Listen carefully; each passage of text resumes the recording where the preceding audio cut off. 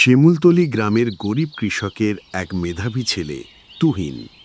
গ্রামে ভালো ডাক্তার না থাকায় চিকিৎসার অভাবে 10 বছর আগে তুহিনের বাবা মারা যায়।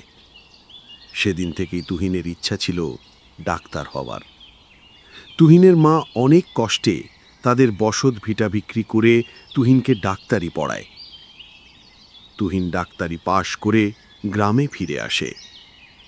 অল্প টাকায় তুহিন গ্রামের মানুষদেরকে সুচিকিৎসা প্রদান করে থাকে। তাছাড়া গরিবদেরকে সে বিনামূল্যে চিকিৎসা সেবা দেয়। সাধারণত শুক্রবারে তুহিনের চেম্বারে অনেক রোগীর ভিড় হয়। রোগী দেখতে দেখতে অনেক রাত হয়ে যায়। একদিন এক শুক্রবার রাতে প্রায় 10টার সময়ে পাশের গ্রাম থেকে এক ব্যক্তির কল আসে। আসসালামু আলাইকুম ডাক্তার সাহেব। ওয়ালাইকুম আসসালাম। কে বলছেন ভাই? আমি নীলকমল গ্রামের জামাল কৃষকের ছেলে জাহিদ। আমার বাবা বেশ অসুস্থ, তাকে নিয়ে আসা সম্ভব না।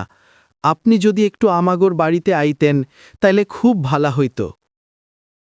নিশ্চয়ই, আপনি কোনো চিন্তা করবেন না, আমি কিছুক্ষণের মধ্যেই চলে আসব ইনশাআল্লাহ। এখানে 2টি ঔষধ লিখে দিয়েছি, এগুলো 7 দিন সঠিক নিয়মে খাবেন, আশা করি আপনার সমস্যা সেরে যাবে। এই করিম, বাহিরে কি আরও রোগী আছে?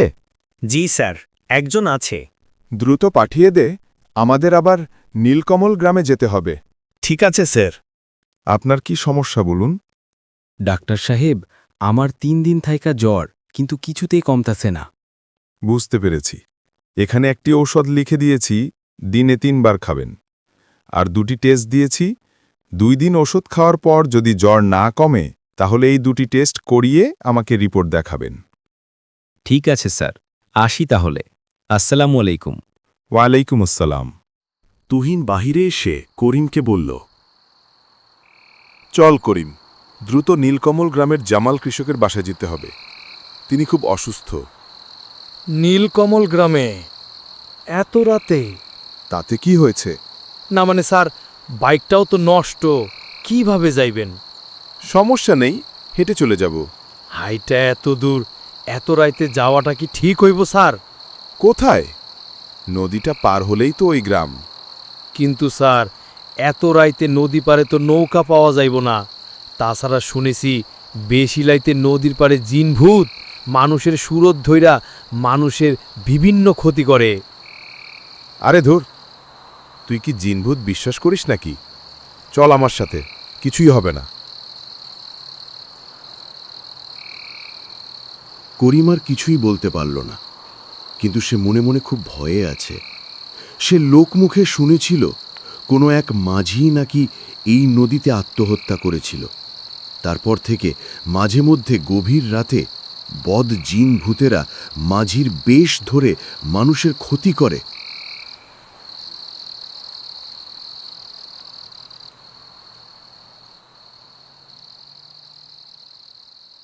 আরে ডাক্তার সাহেব যে, এত রাইতে কই যাইতেছেন? এক কাপ চা খাইয়া যান। না চাচা, আমাদেরকে দ্রুত নীলকমল গ্রামে যেতে হবে। এত রাইতে নীলকমল গ্রামে যাইবেন কেন? ওই গ্রামের জামাল চাচা খুব অসুস্থ, তাই তাকে দেখতে যেতে হবে। ওই গ্রাম তো বেশ দূরে, হাইটা যাইতে অনেক রাইত হয়ে যাইব। তা ঠিক আছে, তাই তো ভাবছি রাস্তা দিয়ে না গিয়ে নদীটা পার হয়ে চলে যাব। এখন নদী পার হইবেন? এখন তো নদীর পারে নৌকাই পাইবেন না। তাছাড়া এত রাইতে নদীর পারে তো কেউ যায় না। কিন্তু চাচা, জামাল চাচার শরীর যে বেশ খারাপ, আমাকে যেতেই হবে। আচ্ছা ঠিক আছে, যাও, কিন্তু বাবা সাবধানে থাইকো। ঠিক আছে চাচা, দোয়া করবেন। আসি তাহলে। আসসালামু আলাইকুম। ওয়ালাইকুম আসসালাম। নদী পার হওয়ার কথা শুনলেই সবাই কেন যেন ভয় পেয়ে ওঠে। আসলে কি নদীর পাড়ে তেমন কিছু আছে? যাই হোক, ভালো চিকিৎসার অভাবে আমার বাবাকে অনেক আগেই হারিয়েছি, তাই আমি গ্রামের কাউকে বিনা চিকিৎসায় মরতে দেব না।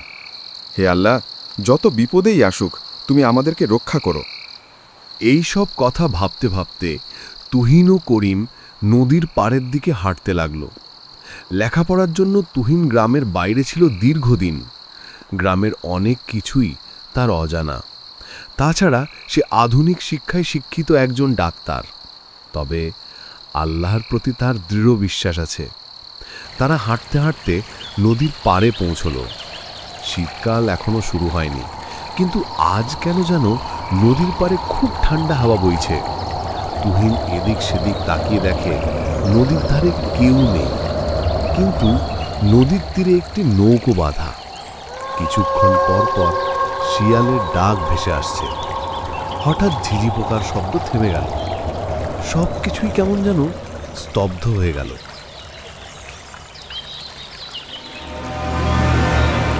ওই পারে যাইবেন নাকি ভাইজানরা? হ্যাঁ, যাব। কিন্তু হঠাৎ আপনি কোথা থেকে আসলেন? আমরা তো চারদিকে কাউকে খুঁজে পেলাম না। হ্যাঁ, ঠিকই কইছেন, ঘাটে কেউ ছিল না তো, তাই একটু দূরে গেছিলাম। স্যার, উনি আমাদের গায়ের মাঝি না? তাতে কি হয়েছে? না মানে লোকটাকে কোথাও দেখেছি বইলা মনে হয় না। আমার কেমন যেন সন্দেহ হইতাছে। এখানে সন্দেহের কি আছে? আপনারা কি কিছু ভাবতাছেন? না, চলেন যাওয়া যায়।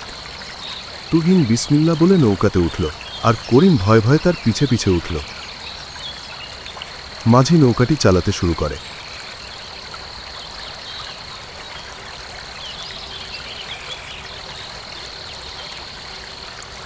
মাঝি ভাই, এই নদীতে নাকি রাতের বেলায় মাঝে মধ্যে জিন ভূত দেখা যায়, এটা কি সত্যি? কথাটা একেবারে মিথ্যা না। স্যার, মাঝি নৌকা অন্য দিক দিয়ে নিয়ে যাইতাছে। ওইদিকে তো নীলকমল গ্রামের ঘাট না। কি ব্যাপার মাঝি ভাই, আপনি ভিন্ন পথে নৌকা নিয়ে যাচ্ছেন কেন? তুহিনের প্রশ্নের কোনো সাড়া না দিয়ে মাঝি নৌকা চালাতেই থাকল, আর নৌকাটি অধিক পরিমাণে দোল খেতে শুরু করল। তুহিন কিছুই বুঝতে পারছিল না যে কি হতে যাচ্ছে। তুহিন আবার বলে উঠল, আরে মাঝি ভাই, আমরা নীলকমল গ্রামে যাব। আপনাদের নীলকমল গ্রামে যাওয়া হবে না। মানে কি? এত জনে আপনাদেরকে নিষেধ করল, তাও কেন আপনারা নদীর ঘাটে আসলেন? আপনাদের জ্বালায় শান্তিতে ঘুমোতেও পারি না, তাই আপনাদের আজ চিরদিনের জন্য ঘুম পাড়িয়ে দেব। এই কথা বলে মাঝি ভয়ঙ্কর রূপ ধারণ করল। মাঝির এরূপ ভয়ানক রূপ দেখে তুহিন ও করিমের গা শীতল হয়ে গেল। ভয়ে তারা এক পাও নড়তে পারল না, শুধু অপলক তাকিয়ে রইল। মনে হচ্ছিল কেউ যেন অদৃশ্য দড়ি দিয়ে তাদেরকে বেঁধে রেখেছে। তাদের চোখের সামনেই ভয়ানক জিনটির হাত দুটি ব্যাপক আকার ধারণ করতে লাগল। হাতের আঙুলগুলো এক একটা ছুরির মতো আকার ধারণ করতে লাগল। হাত দুটি ধীরে ধীরে তুহিন ও করিমের গলার দিকে আসতে লাগল।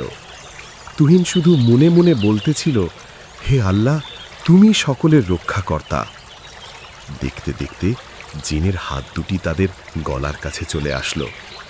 হাত দুটি তাদের গলা চেপে ধরবে, ঠিক এই মুহূর্তে তাদের পিছন থেকে একটি লাঠি এসে জিনটির পেটে আঘাত করল।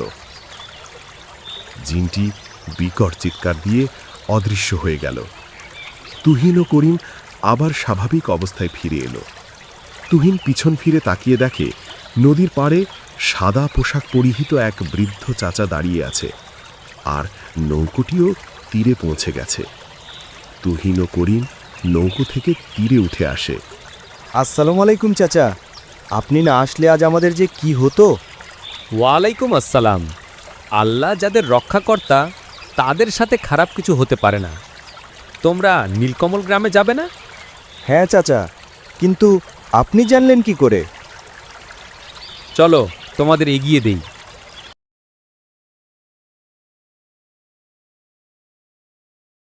ওই যে সামনের বাড়িটাই জামাল কৃষকের বাড়ি।